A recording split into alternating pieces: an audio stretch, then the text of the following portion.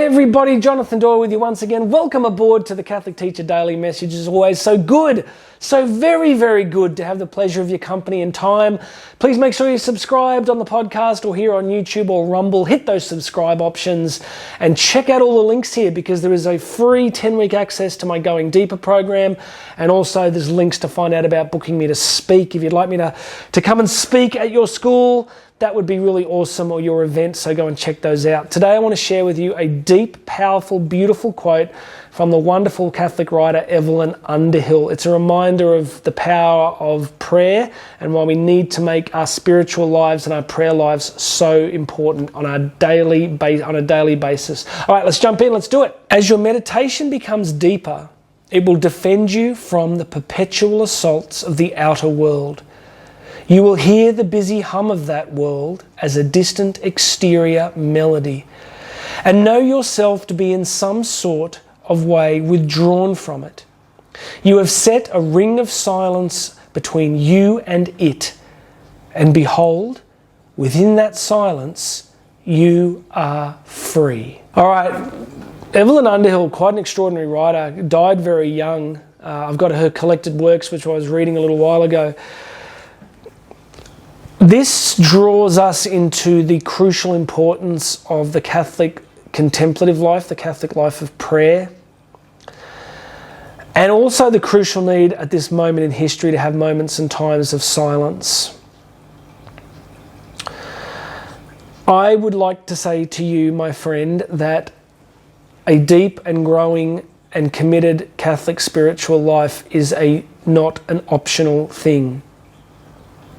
To become all that God has created you to become, to give all that God has created you to give, is going to have a very strong relationship with the depth of your spiritual life.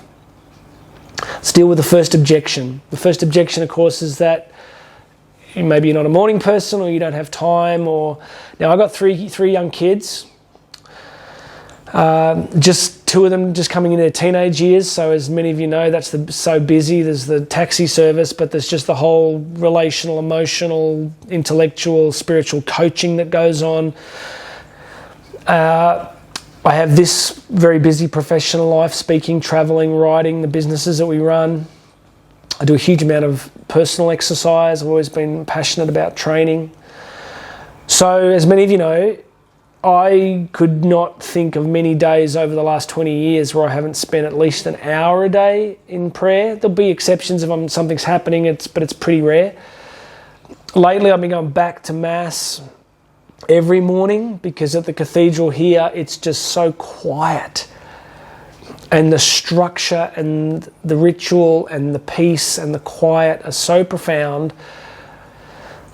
You know, last week I shared a quote, I think it was from St. Teresa Benedicta of the Cross, who just talked about giving that first hour of the day to God, that you give God that first hour and then you just act. You just go and do your day. You do your work, you just go. You trust that if you've given God that opening. So for me this morning, I think it was about 5 a.m.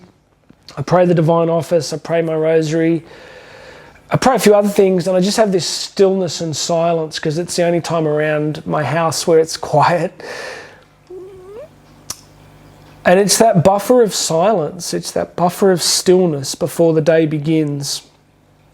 I don't know how this will sound to you when I say it, but I often feel I don't trust myself to get through a day without doing it. Not that I'm going to just go and do something reprehensible, but because in my own nature, I don't want to run the risk as a husband and father and as a communicator of operating too much out of my own individual ability.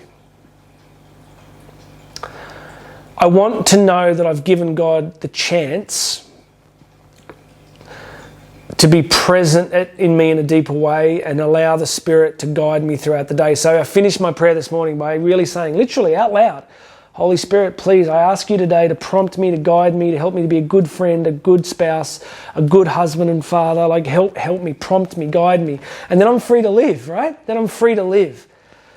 Now, it doesn't mean I won't sin or do dumb stuff, but it means there's probably less chance. So I'd love to tell you that I do this because I'm super holy. The reason I do it is because I'm a realist. I'm a pragmatist. I don't want to take the risk of not allowing Christ access to my heart and mind first thing in the morning and seeking Mary's protection and intercession over all that's dear to me. So Evelyn Underhill's quote today is just reminding us to put that buffer of silence, to ring ourselves with silence, to protect us from the clamour and the hum of the outside world. And in that moment we will be free. Because your day will then go on and it'll be full of noise and chaos and busyness and tiredness and demands, but you'll have done the one necessary thing. Remember, Jesus told us with Martha and Mary that she'd done the one necessary thing. She'd sat at the feet of Jesus and received. Please make sure you've subscribed. Hit the subscribers buttons for me. Go and check out the links to the Going Deeper program, totally free for you, my friend. And if you want to book me to come and speak, hit that link to my speaking page. There'll be videos there you can watch and check all that out. So God bless you. My name's Jonathan Doyle. This has been the Catholic Teacher Daily Message, and I'll have another message for you tomorrow.